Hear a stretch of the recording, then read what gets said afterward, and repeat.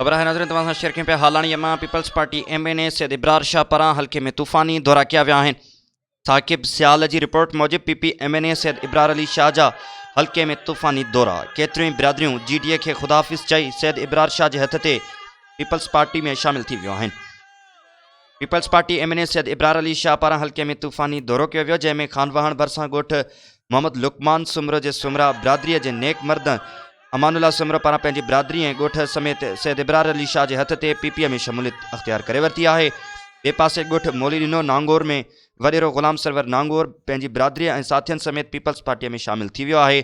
PP MNA Syed Ibrar Ali Shah अवामी मेड़नि खे ख़िताब कंदे चयो त मौजूदा विफ़ाक़ी हुकूमत अवाम जो जीअण वारो हक़ खसण में का बि कसर न छॾी आहे।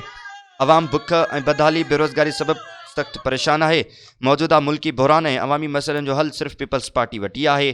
PP MNA सैयद इब्रार शाह वधीक चयो त 9 साल तब्दीलीअ जो साल है। मौजूदा सिलेक्टेड ऐं कठपुतली वज़ीर आज़म जो घर वञण जो साल है। पीपल्स पार्टी बिलावल भुट्टो ज़रदारी की क़यादत में इस्लामाबाद ॾांहुं हिकु वॾो मार्च कंदी, जंहिंमें लखें अवाम शामिल थी हुकूमत के घर भेड़ो कंदो।